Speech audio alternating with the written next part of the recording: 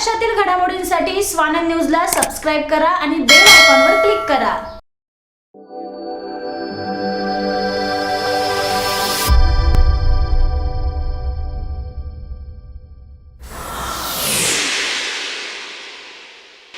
Anurag Pawar as international makeup artist also teach the students.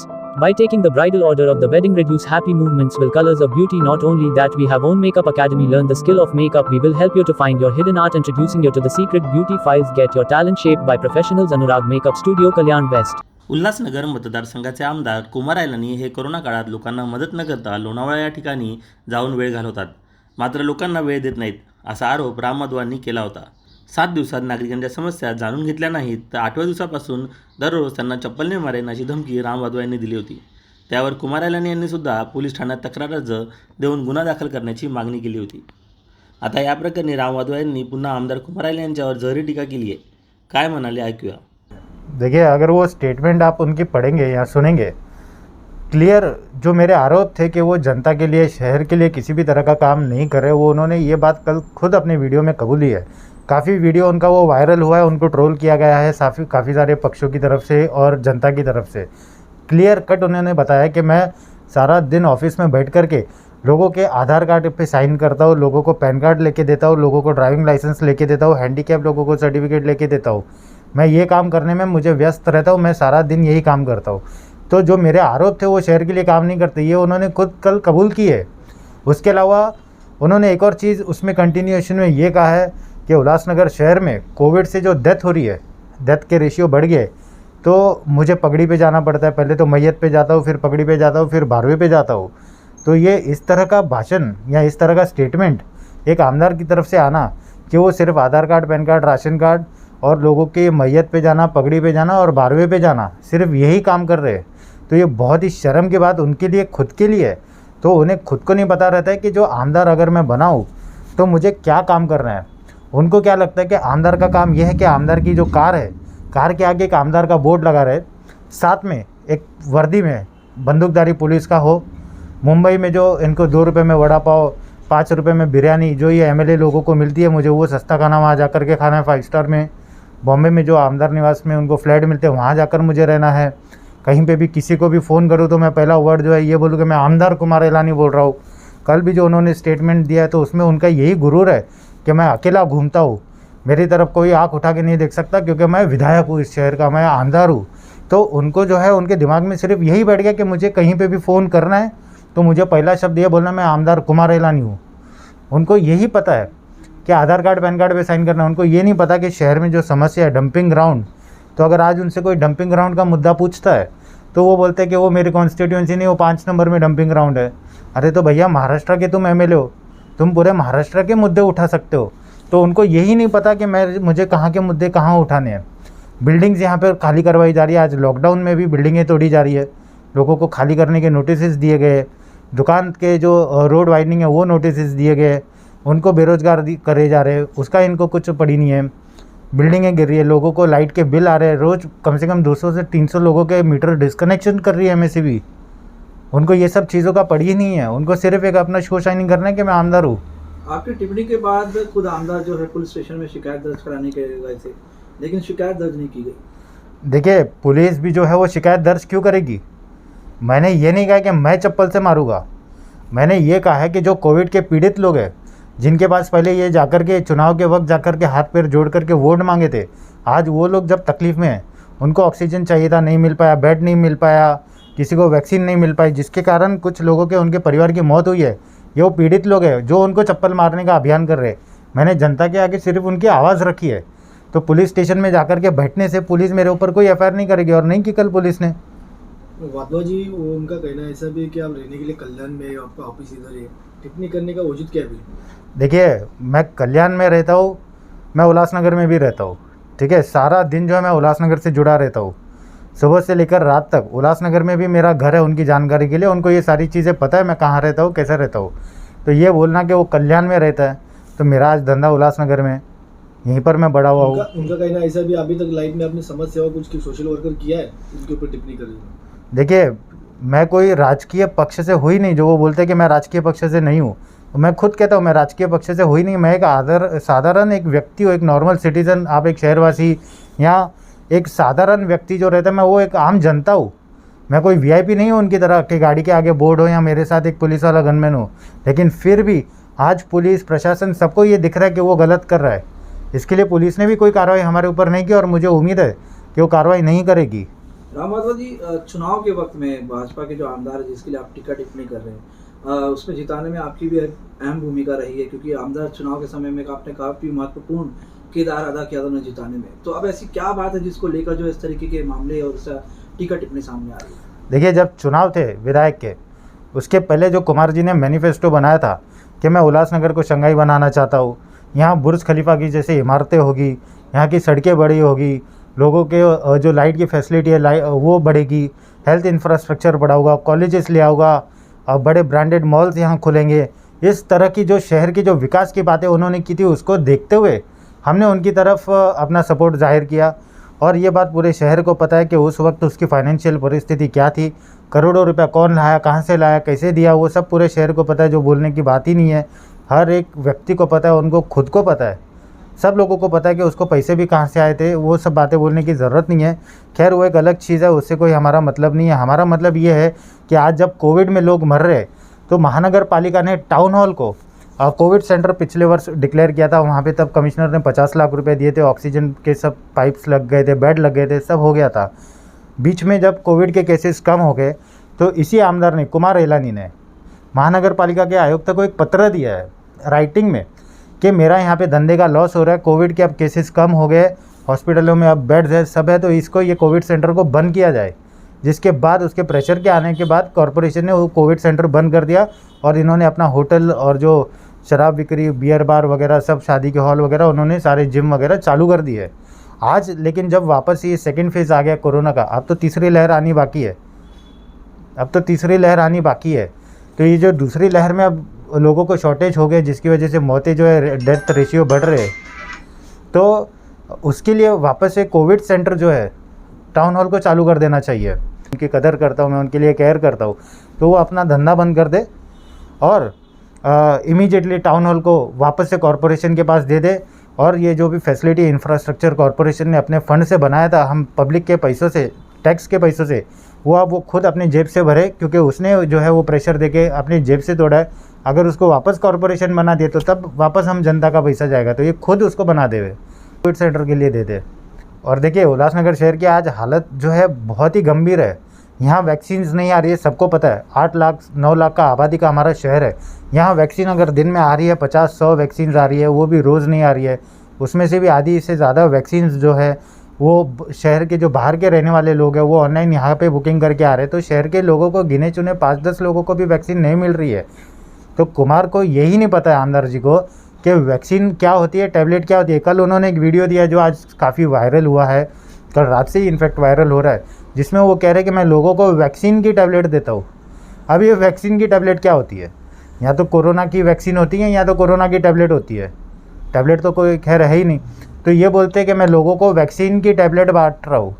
तो अब मैं भी ये चाहता हूँ कि वो सामने आए और वो वैक्सीन की जो टैबलेट है वो लोगों को दिखाए, उसके बारे में जन जागृति हो, उसके बारे में सबको बताया जाए शहरवासियों को, कि ताकि अगर ये ऐसी कोई वैक्सीन की टैबलेट है तो उसका फ़ायदा लोगों को किस तरह से मिले, उसका डिस्ट्रीब्यूशन किया जाना चाहिए लोगों में। या प्रकारामुळे उल्हासनगर शहरातील राजकीय वातावरण तापले असून टीम ओमी कलानी प्रवक्ता कमलेश निकम आणि मनसेचे सचिन कदम यांनीही आमदारावर सडकून टीका केली आहे। देखिए, महाराष्ट्र में जहाँ जहाँ पर भी कोरोना के संकट से परिस्थितियों से गुजर रहे हैं, फिर पूना हो, मुंबई हो, ठाणा हो, ऐसी परिस्थितियों में जो बड़े बड़े शहरों में कोरोना ने जहाँ पर लोगों को जकड़ लिया है, जहाँ पर व्यवस्था खराब हो चुकी है, वहाँ के आमदार, आप ठाणा में देखोगे तो आदरणीय पालक मंत्री एकनाथ शिंदे साहब, जितेंद्र आव्हाड साहब किस तरीके से काम कर रहे हैं, पूना के आमदार किस तरीके से काम कर रहे हैं। एक तरफ आप देखोगे कि आज सोशल मीडिया के माध्यम से पूरे महाराष्ट्र में राष्ट्रवादी कांग्रेस पक्ष के आमदार नीलेश लंके किस तरीके से अपनी महत्वपूर्ण भूमिका निभा रहे हैं, हॉस्पिटल डाल रहे हैं, लोगों को सुविधाएं दे रहे हैं, खुद वहाँ पर डॉक्टरों के साथ में जा रहे हैं। ये एक सीखने जैसी बात है हमारे उल्लासनगर के आमदार को। और आज हमारे उल्लासनगर के आमदार के माध्यम से जो टाउन हॉल है, जो उल्लासनगर की प्रॉपर्टीज़ है, उसको लीज पे उन्होंने लिया हुआ है। वहाँ पर करोड़ों रुपए की लागत से वहाँ पर ऑक्सीजन के बेड लगाए गए, ऑक्सीजन के पाइप डाले गए, वहाँ पर आम नागरिक के उल्लासनगर को सुविधाएं मिलेगी। पर आज बताने में बहुत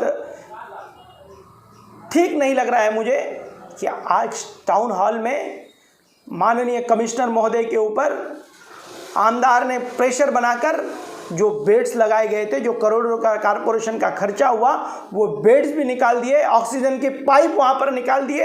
लोगों में असुविधाएं हुई और असुविधा का जवाबदार हमारे शहर का आमदार है। कमिश्नर और आयुक्त के ऊपर उन्होंने जो मांग रखी, उन्होंने जो प्रेशर किया, उस प्रेशर से आज हमारे शहर के आम जनता का करोड़ों रुपए का नुकसान हो गया। उसी के माध्यम से हम आदरणीय पूर्व महापौर पंचम कलानी जी के माध्यम से हमने आयुक्त से मांग की है कि जल्द से जल्द उल्लासनगर के आम नागरिकों को सुविधाएं मिले, हॉस्पिटल की बढ़ोतरी हो, टाउन हॉल में निकाले हुए बेड और ऑक्सीजन के पाइप वापस लगाकर, बेड लगाकर वहाँ पर हॉस्पिटल चालू किया जाए, जो उल्लासनगर के आम नागरिकों को सुविधाएं मिलेगी। और जिन्होंने भी निकाले उनके ऊपर कड़ी से कड़ी कार्रवाई आयुक्त साहब करें और आम जनता को उल्लासनगर के न्याय दिलाएं। देखिए, मैंने भी सोशल मीडिया के माध्यम से उल्लासनगर के समाज सेवा के तौर पर काम करने वाले सामाजिक संगठन के कोई अध्यक्ष राम वाधवा जी ने कहा है कि शहर के आमदार काम नहीं करते और हम चप्पल मारेंगे। ये वक्त तब होता है जब शहर के आमदार को एक अच्छी स्थिति में शहर के लोगों ने चुन कर देने के बाद में, और बहुत आशा से लोगों ने चुन कर दिया था कि हमारी शहर की आवाज़ इस विधानसभा के अंदर जाकर एक अच्छी आवाज़ उठाएगा और आवाज़ उठा के हमारे शहर को ला के इस कोरोना काल की जो भयानक स्थिति है उस पूरे राज्य के ऊपर, और इस तरीके से उल्लासनगर की महापौर और माजी महापौर पंचम कलानी जी काम कर रहे हैं, उसी तरीके से शहर के आमदार भी काम करेंगे। अब आज हमारे शहर में हॉस्पिटल की किस तरीके से हॉस्पिटल बननी चाहिए, बेड की अवस्था नहीं है, बेड आज हमारे शहर में कम थे, किस तरीके से आमदार ने राज्य सरकार के पास जाना चाहिए, ऑक्सीजन की कमतरता थी, हमारे शहर के अंदर मृतकों की संख्या कुछ दिन पहले ज़्यादा हो गई थी। ये सब चीज़ें छोड़कर शहर का आमदार हमारे शहर को छोड़कर लोनावाला के रिसोर्ट में मौज कर रहा था, मज़ा कर रहा था, और हमारे शहर के नागरिक एक तरफ मर रहे थे। ये पूरी स्थिति को देखते हुए शहर की महापौर लीलाबाई आचान, वो पूर्व महापौर पंचम कलानी जी और शिवसेना के नगर सेवक, हमारे नगर सेवकों ने मिलकर पालक मंत्री एकनाथ शिंदे जी, वो हमारे राज्य के मंत्री जितेंद्र आवाड़ जी से मांग की, और ऑक्सीजन की पूरी आज यहाँ पर शहर के अंदर ऑक्सीजन आ गया है, शहर में बेड की कमतरता नहीं नज़र आ रही है, शहर के मृतकों की संख्या कम हो गई है। ये सब चीज़ों पर जब चल रहा था तब शहर का आमदार चुप बैठा था, शहर का आमदार लोनावाला के रिसोर्ट में मज़ा कर रहा था, और हमारा शहर आज भोग रहा था। जब ये शहर के आमदार की अवस्था थी कि ऐसी परिस्थिति में शहर के आमदार ने महाराष्ट्र की विधानसभा में आवाज़ उठानी चाहिए, राज्य के मुख्यमंत्री के पास जाना चाहिए, संबंधित आरोग्य मंत्री के पास जाकर कुछ मांग करनी चाहिए। कुछ मांग न करते हुए जो राम वाधवा ने आरोप लगाए हैं, ये आरोप तभी लगते हैं जब स्थिति बहुत भयानक हो जाती है और सामाजिक तौर पर काम करने वाले व्यक्ति जो उनके ही पक्ष में प्रवक्ता रह चुके हैं, उन्होंने ये आरोप लगाया है। तो आप समझ सकते हो कि जो आरोप लगाए हैं, मुझे लगता है कि ऐसे आरोप तभी व्यक्ति लगाते, सामाजिक संस्था तभी लगाते जब शहर के हालात दुर्भाग्यपूर्ण होती है। देखिए, मैंने भी सोशल मीडिया के माध्यम से देखा कि शहर के आमदार ने कहा कि मैं पैन कार्ड, आधार कार्ड, इन सब चीज़ों पर रोज़ साइन करता हूँ।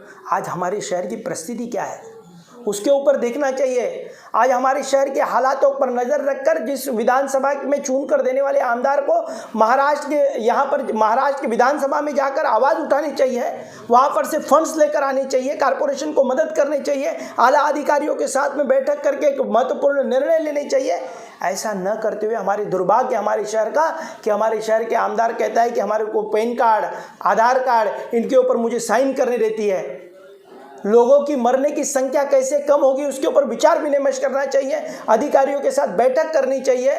ये सब चीज़ें छोड़कर हमारे शहर का आमदार कहता है, मुझे बताने में भी बहुत दुख हो रहा है कि हमारे शहर का आमदार कहता है कि लोग मरते हैं उनकी पगड़ियां मैं अटेंड करता हूं। मतलब हमारे शहर का आमदार कब लोग मरेंगे और उनकी पगड़ी पर मैं कब जाऊंगा, इसके कहाँ नहीं तो कहाँ इंतज़ार करता है। ऐसे शहर के आमदार के बयान के ऊपर मेरी पार्टी टीम ओमी कलानी और पूर्व महापौर पंचम कलानी और ओमी कलानी जी की तरफ से मैं निषेध व्यक्त करता हूँ।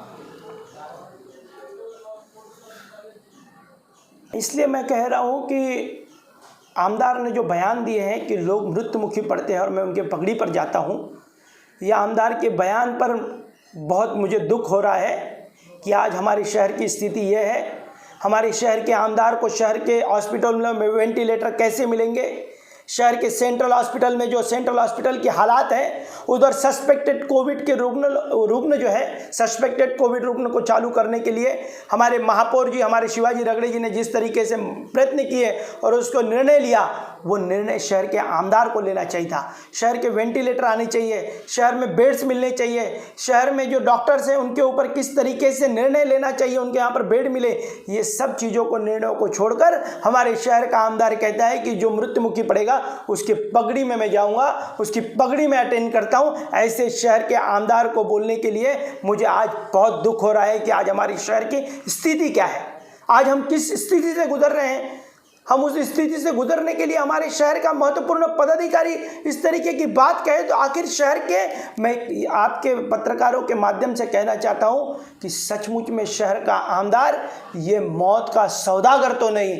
इसके लिए शहरवासी और नागरिक सतर्क रहे और ये बयान के ऊपर मेरे पक्ष और मेरी पार्टी की तरफ से निषेध व्यक्त करता हूँ। मनसेचे हे असं बोलणं आहे की त्यांचं टाउन हॉल होतं, टाउन हॉलमध्ये 150 हॉस्पिटलचं इन्फ्रास्ट्रक्चर तयार होतं, पण ते अचानकपणे ते काढून टाकण्यात आलं. जर ते हॉस्पिटल चाललं असतं, व्यवस्थित कार्यरत राहिलं असतं, तर माणसांचा मृत्यू तर खूप कमी झाला असता उल्हासनगर शहरात. आणि मृत्यू जर कमी झाला असता तर आमदार साहेबांना पगडी किंवा कार्यालयाची वेळ झाली नसती. आमदार साहेबांनी शहरामध्ये जे हॉस्पिटल आहेत, कोविड हॉस्पिटल, तिथे फिरावं, तिथे म्हणजे उपाययोजना कसे चांगले होतील त्याच्यावरती लक्ष द्यावं. लोकांच्या पगडी आणि ते कार्य अटेंड करण्यापेक्षा इथे अटेंड केलं ना तर लोक वाचतील, आणि लोक वाचल्यानं तुमचा हा पण टाईम वाचेल. मला नाही माहिती असते म्हणजे आमदार साहेब म्हणजे जे आमचे उल्हासनगर शहरामध्ये 3 आमदार आहेत, तिन्ही आमदार फील्डवरती कधीच दिसले ना, त्यांना माहितीच नसतील की किती वॅक्सिन सेंटर आहेत, किती कोविड सेंटर आहेत, किती आहेत. आजच्या दिवशीमध्ये फक्त 200 लस उल्हासनगरमध्ये आले. 200 वॅक्सिन उल्हासनगरमध्ये एका दिवशी येत असतील तर पूर्ण उल्हासनगरची 8 ते 10 लाख जनता आहे, यांचं वॅक्सिनेशन होणार कधी? याच्यावरती बघणार कोण? आमदार सांगतात राज्य सरकार, राज्य सांगतात केंद्र सरकार, मग करणार कोण? माणसांनी कोणाकडे जावं? या प्रकरणी आमदार कुमार आयलानी यांच्याशी संपर्क साधला असता त्यांनी बोलण्यास नकार दिला आहे. आकाश सहाने, स्वानंद मीडिया, उल्हासनगर. महाराष्ट्रातील घडामोडींसाठी स्वानंद न्यूजला सबस्क्राईब करा आणि बेल आयकॉनवर क्लिक करा.